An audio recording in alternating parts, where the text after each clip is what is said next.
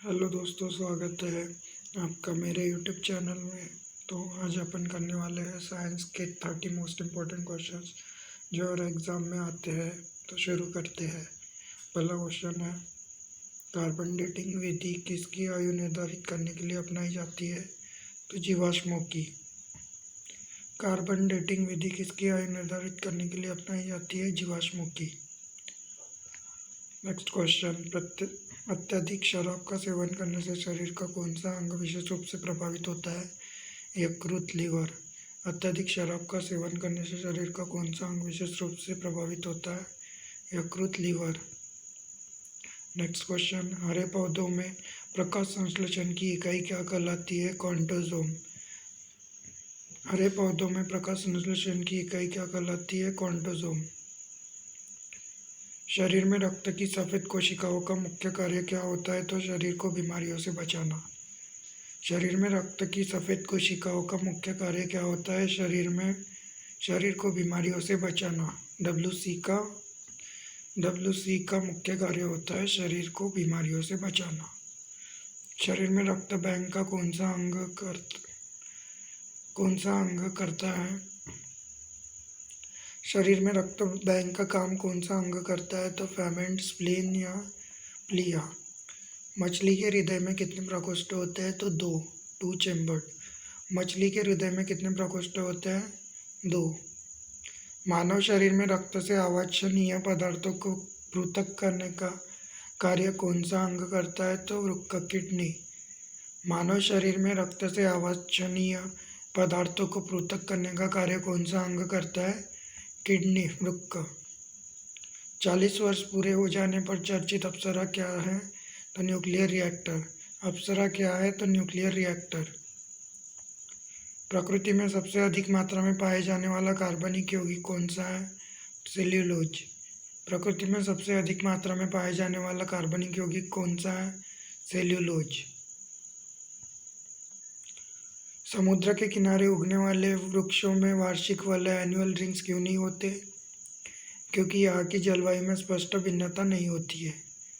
समुद्र के किनारे उगने वाले वृक्षों में वार्षिक वलय, एनुअल रिंग्स क्यों नहीं होते? क्योंकि यहाँ की जलवायु में स्पष्ट भिन्नता नहीं होती है।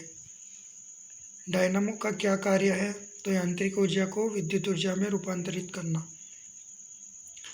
डायनामो का क्या कार्य है? तो यांत्रिक ऊर्जा को विद्युत ऊर्जा में रूपांतरित करना। पिचब्लेंडी से कौन सा रेडियो एक्टिव तत्व प्राप्त किया गया था? रेडियम। पिचब्लेंडी से कौन सा रेडियो एक्टिव तत्व प्राप्त किया गया था? रेडियम। गिरगिट की त्वचा में रंग बदलने का कारण है? उसकी त्वचा में मेलेनोफोर नामक असंख्य रंग द्रव्य कोशिकाओं की उपस्थिति के कारण। स्टेनलेस स्टील की धातुओं को मिश्रित करके बनाया जाता है? तो क्रोमियम, लोहा और निकेल। स्टेनलेस स्टील को किन धातुओं को मिश्रित करके बनाया जाता है? क्रोमियम, लोहा, निकेल। वनस्पति विज्ञान की उस शाखा का क्या नाम है जिसमें शैवाल अलगी का अध्ययन किया जाता है? फाइकोलॉजी।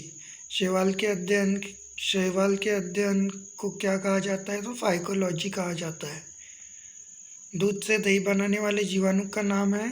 बैक्टीरियम लैक्टिसी एसिडाई। दूध से दही बनाने वाले जीवाणु का नाम है बैक्टीरियम लैक्टिसी एसिडाई। मधुमेह के रोगी के पेशाब में किसकी अधिकता हो जाती है? शर्करा, शुगर की। मधुमेह के रोगी के पेशाब में किसकी अधिकता हो जाती है? तो शर्करा, शुगर की।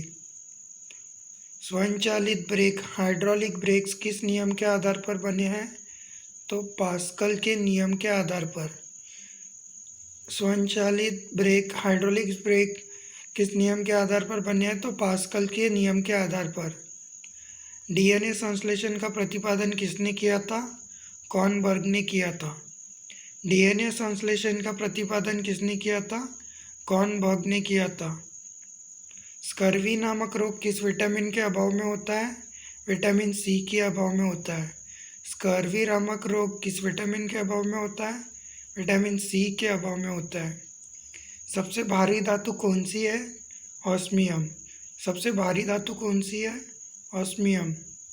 नेक्स्ट क्वेश्चन, विद्युत का सबसे अच्छा चालक क्या है? तो चांदी। विद्युत का सबसे अच्छा चालक कौन क्या है? तो चांदी। पोटेशियम का अयस्क कार्नेलाइट का सूत्र क्या है?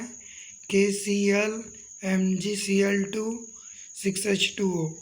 पोटेशियम का अयस्क कार्नेलाइट का सूत्र क्या है? KCl MgCl2 6H2O। यूरेनियम के नाभिकीय विघटन में अंततः क्या प्राप्त होता है? तो सीसा। यूरेनियम के नाभिकीय विघटन में अंततः क्या प्राप्त होता है? सीसा। ध्वनि को मापने की इकाई क्या है? डेसिबल। ध्वनि को मापने की इकाई क्या है? डेसिबल। पीतल मिश्र धातु है किसका? तो जस्ता और तांबा का। पीतल किससे बना होता है? जस्ता और तांबा को। इसको याद करने की ट्रिक है पिताजी। गैसों के दाब ज्ञात करने वाला यंत्र क्या कहलाता है? मैनोमीटर। गैसों के दाब ज्ञात करने वाला यंत्र क्या कहलाता है? Manometer. Bhabha atomic research centre Trombay में स्थित 5वें न्यूक्लियर रिएक्टर का क्या नाम है? तो Dhruv. Bhabha atomic research centre Trombay में स्थित 5वें न्यूक्लियर रिएक्टर का क्या नाम है? ध्रुव। अग्नाशयी रस में पाया जाने वाला एंजाइम ट्रिप्सिन प्रोटीन या पेप्टोन को किस में बदलता है? तो छोटे पेप्टाइड्स में। अग्नाशयी रस में पाया जाने वाला एंजाइम ट्रिप्सिन प्रोटीन या पेप्टोन को किस में बदलता है? तो छोटे पेप्टाइड्स में।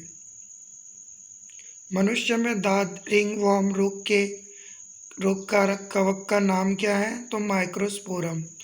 मनुष्य में दाद रिंगवॉर्म रोग कारक कवक का नाम क्या है? तो microsporum. Thank you for watching. Please subscribe my YouTube channel.